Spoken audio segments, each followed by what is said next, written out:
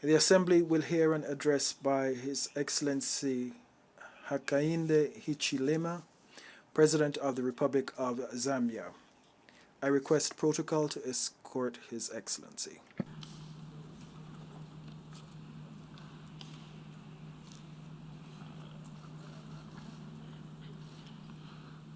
On behalf of the General Assembly, I have the honor to welcome to the United Nations His Excellency Mr. Hakainde Hichilema, President of the Republic of Zambia, and to invite him to address the Assembly.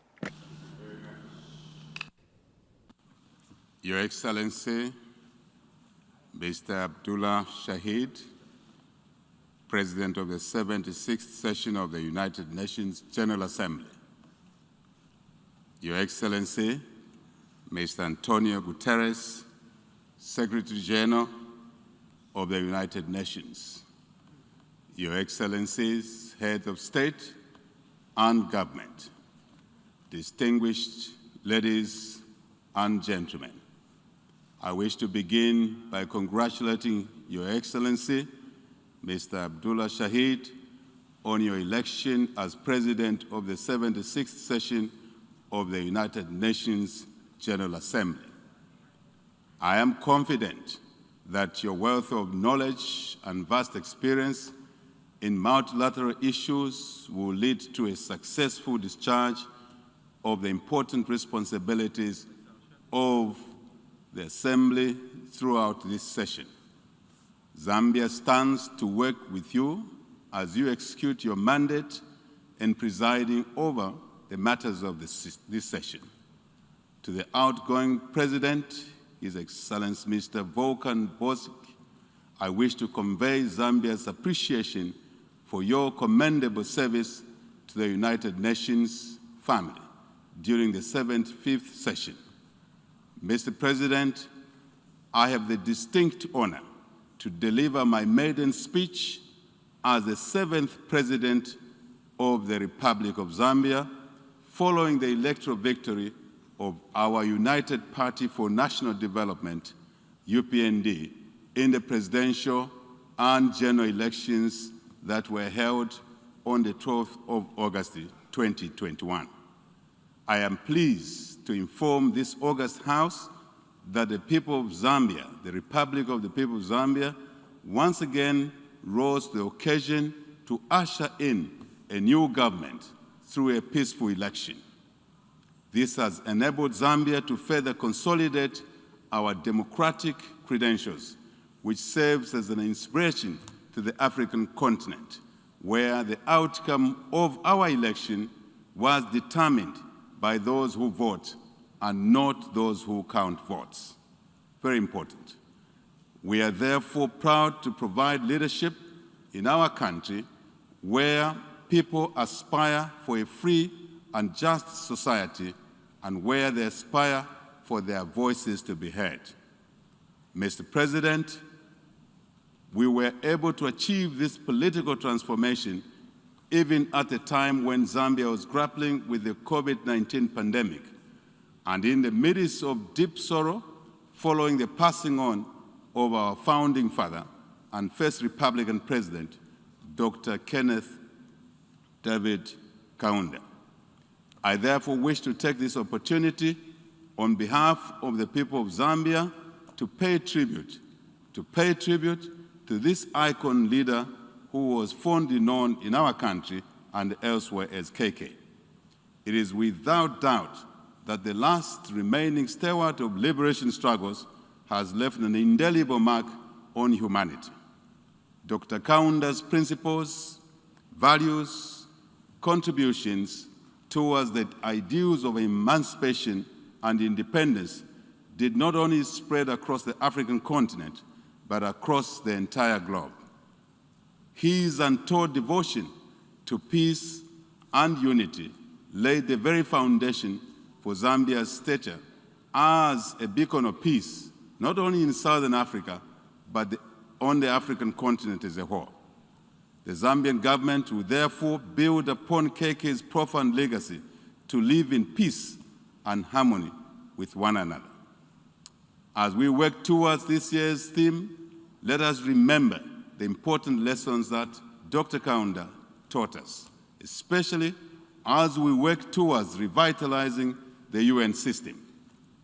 Mr. President, the COVID-19 pandemic has had a far-reaching social-economic impact globally, including disturbing trade flows, supply chains, and various economic activities on our continent in the world. In addition to loss of lives, the pandemic increased poverty levels through job losses, stressed healthcare systems, and worse still, the delivery of education to learners. Disruption to the education systems, particularly in developing countries, was in part due to inadequate information, communication, and technology, ICT facilities within our countries.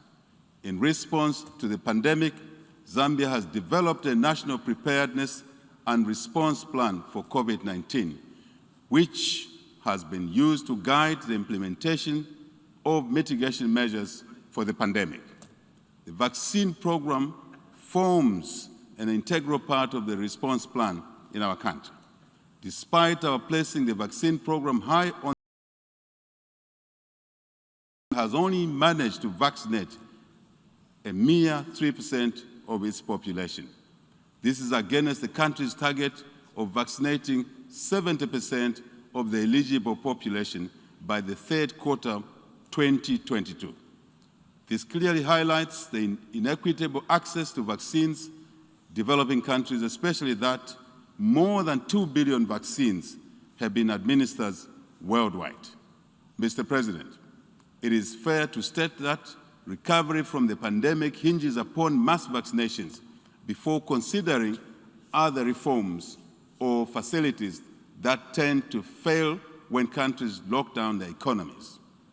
It is therefore gratifying that this session of the General Assembly will consider building on initiatives such as the African Vaccine Acquisition Acquisition Trust for COVID-19, AVAT, and COVID-19 Vaccines Global Access, COVAX.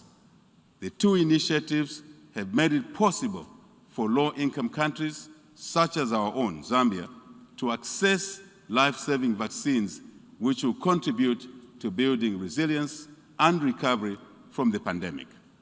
I wish, therefore, to express Zambia's appreciation for the support that has been provided thus far through the COVAX and AVAT facilities.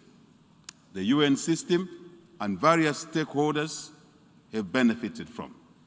To further guarantee resilience, we call for the concerted and enhanced global efforts towards promoting investments, particularly in local manufacturing capacity and technology transfer on vaccines, related infrastructure, human capital, as well as research and development, R&D.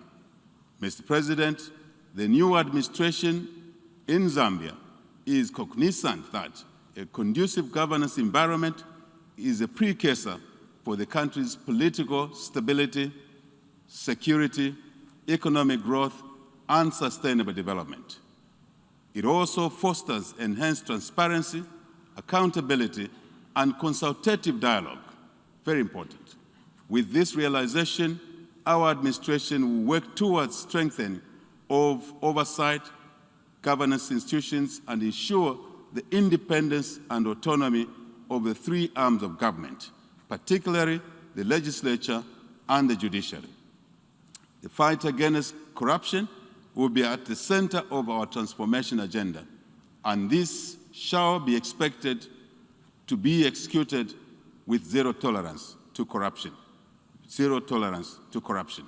We shall also promote free media and an active civil society, as they are critical in upholding checks and balances, human rights, liberties, and freedoms. Mr. President, my government's high priority is to restore macroeconomic stability, attain fiscal and debt sustainability, promote economic growth, enhance economic diversification, and manage the contraction of debt.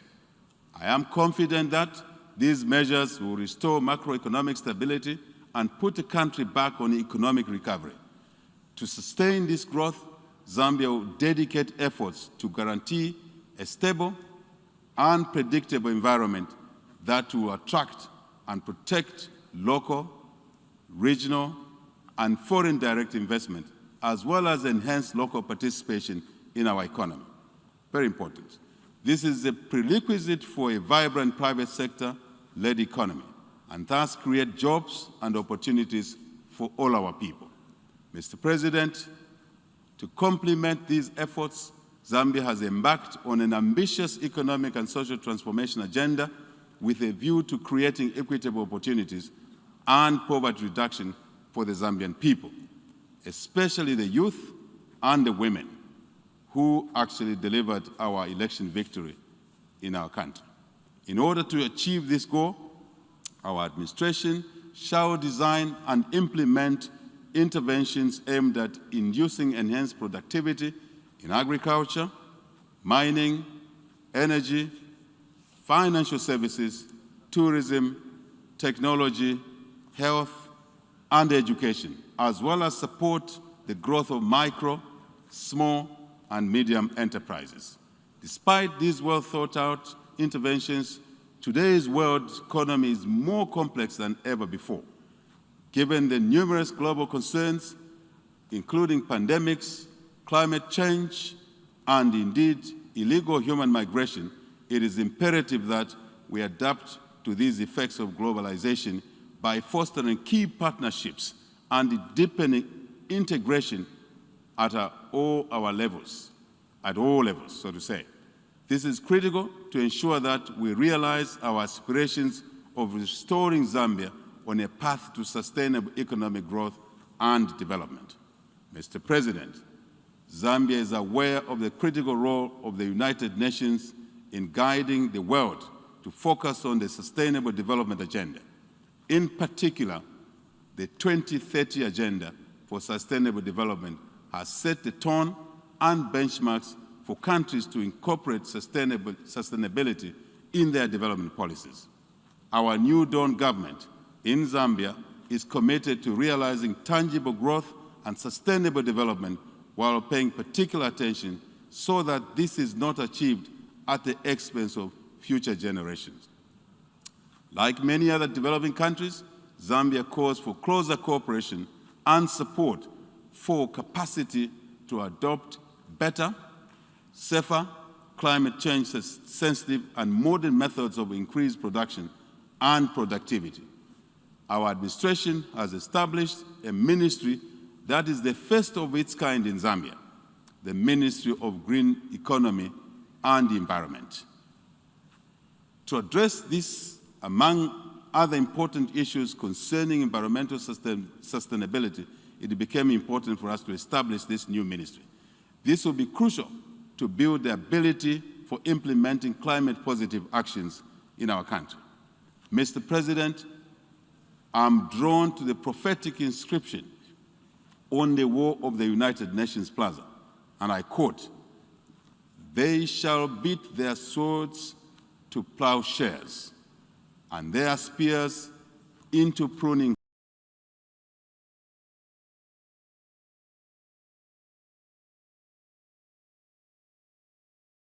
more." Isaiah 2, verses 4 to 5, end of quote. These words, Mr. President, serve as a reminder to the United Nations to work towards global peace and international cooperation. Though we have made leaps and bounds in the area of peace, security, and stability, there remains pockets of conflict in many regions of the world where guns have not been silenced up to now.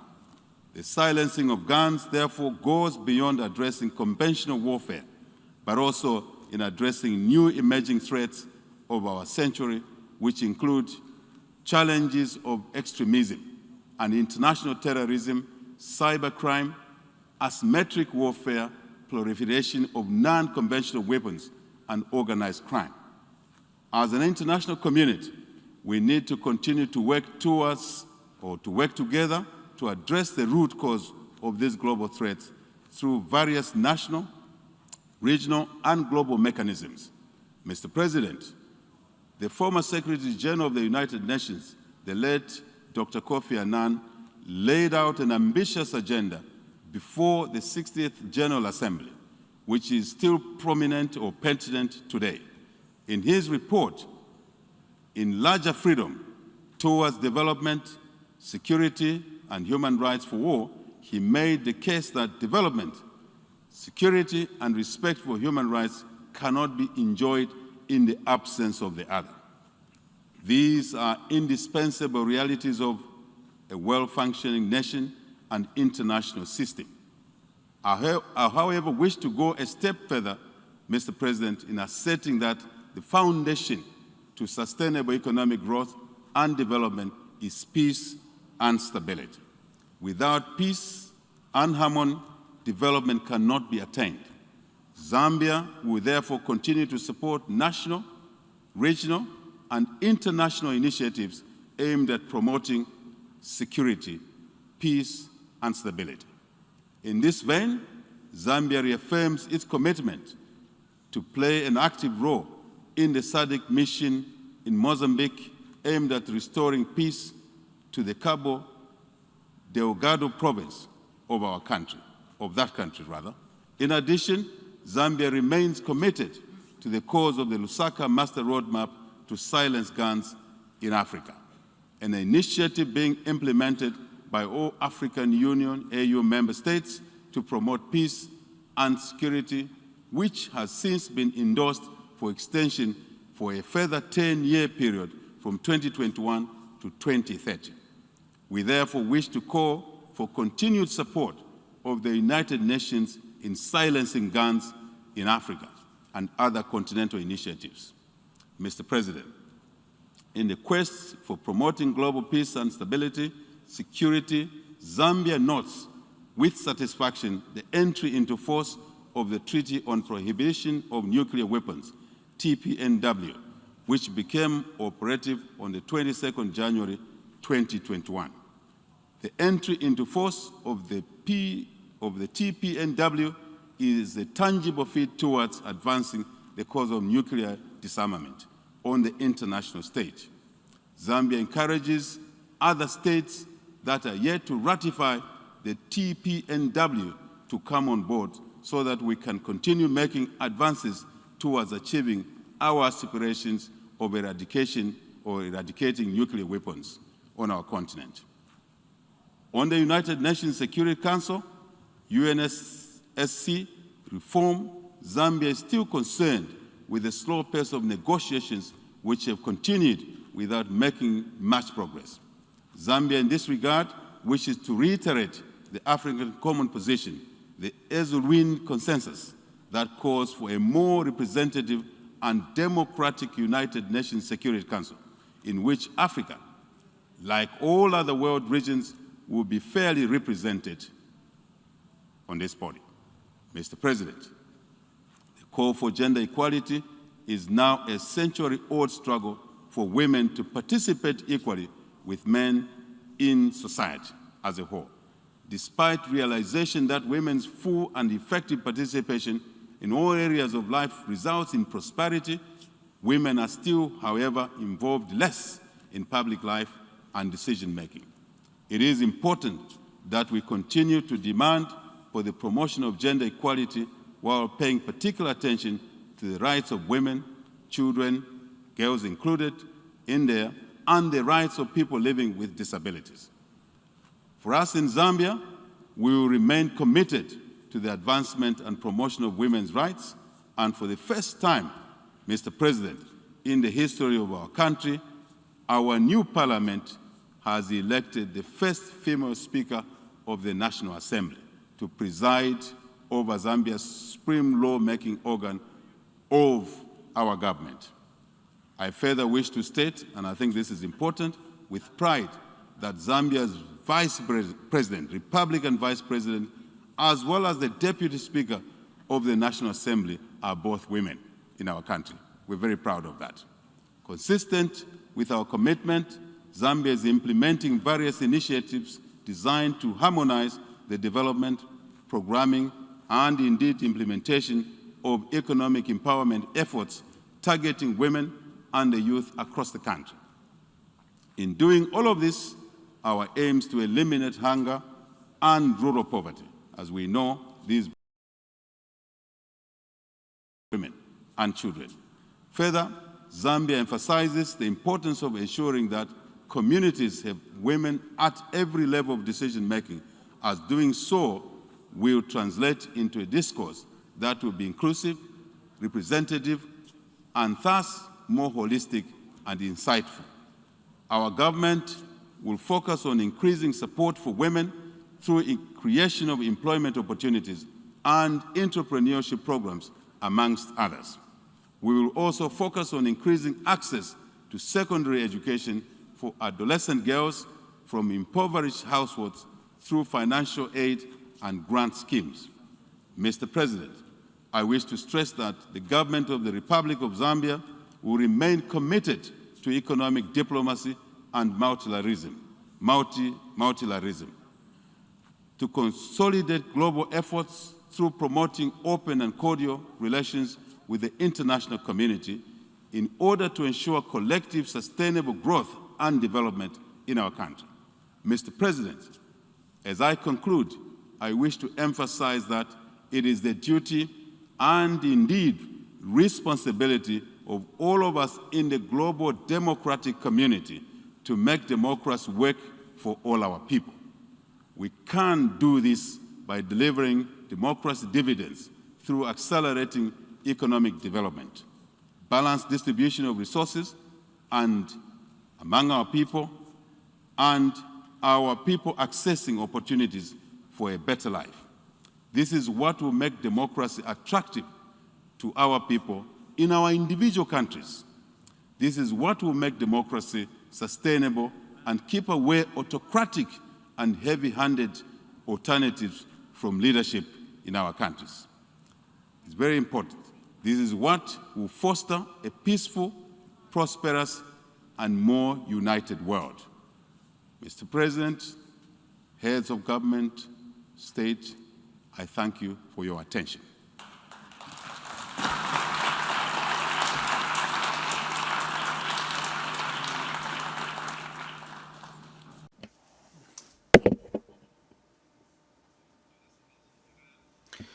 On behalf of the General Assembly, I want to thank the President of the Republic of Zambia for the statement that he has just pronounced. I would like to ask protocol to escort His Excellency.